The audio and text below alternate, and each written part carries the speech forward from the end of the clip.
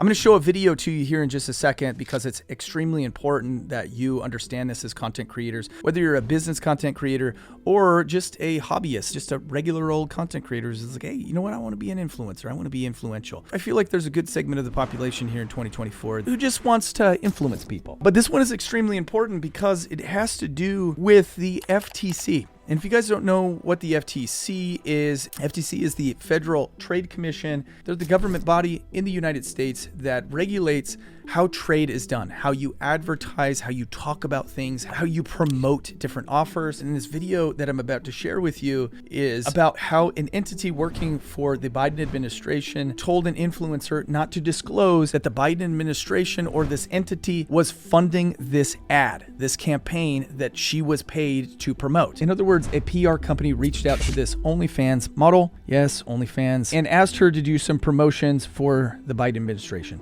Allegedly. I don't want to get myself in any trouble here. This is all hearsay. I'm watching a video that was reposted on X. It's pretty astounding. Again, I'm not here to take political sides. Whatever political party you identify with is great. If you identify center-right, even better. But I think that ultimately there are some great things that we need to take away from this as content creators. Let's dive in.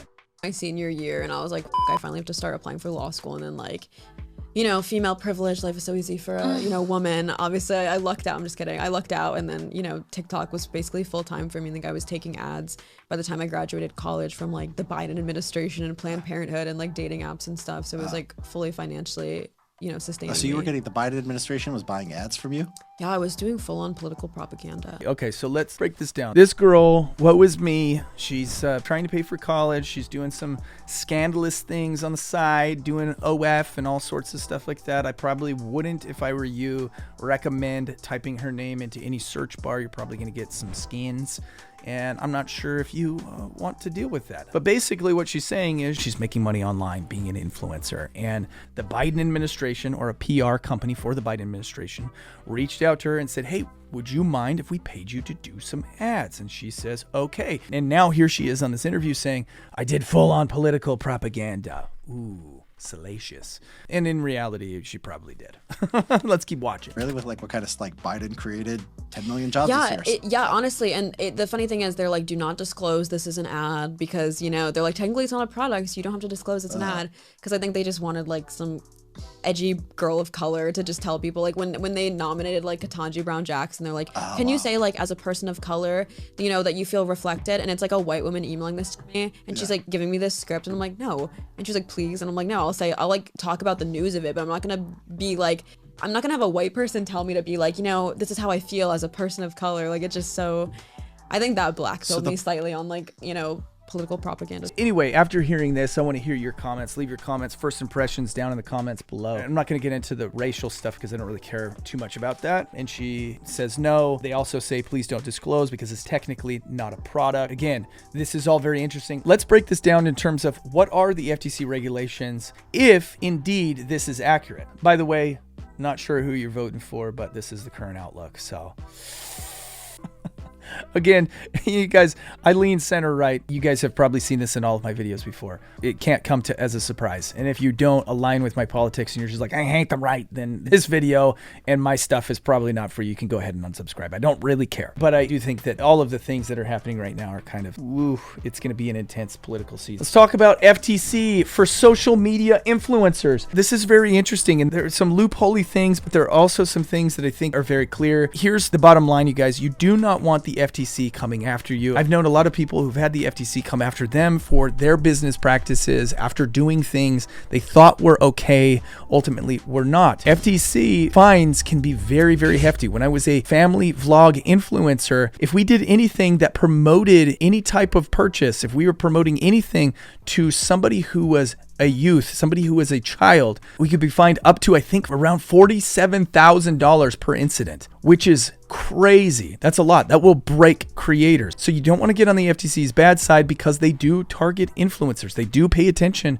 to what we are saying as influential people. So I'm going to read through some of the FTC guidelines in relation to this influencer's video. And we're going to see if the PR company working for the Biden administration, who allegedly said these things, allegedly was right or wrong. Before I do that, though, if you are a business owner or business business-minded creator, I got a link for you down in the description below. It's the very top link.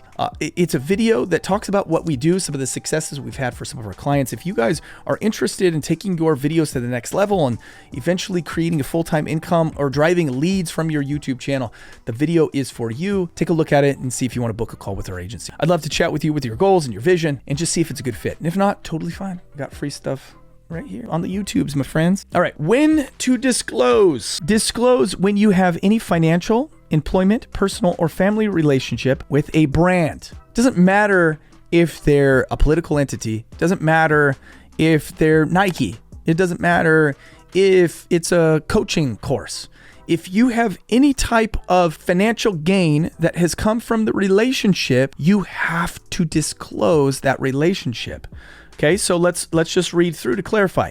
Financial relationships aren't limited to money. Disclose the relationship if you got anything of value to mention a product.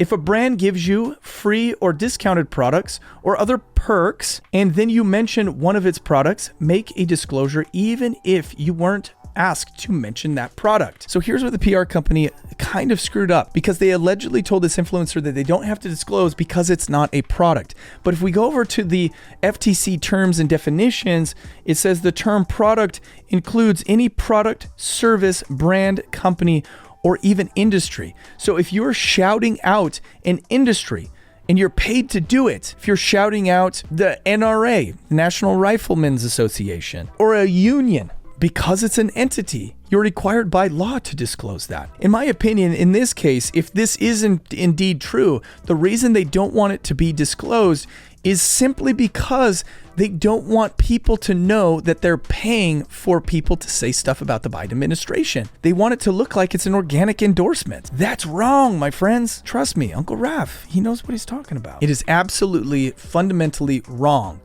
And it's actually, there's a name for it. It's called astroturfing.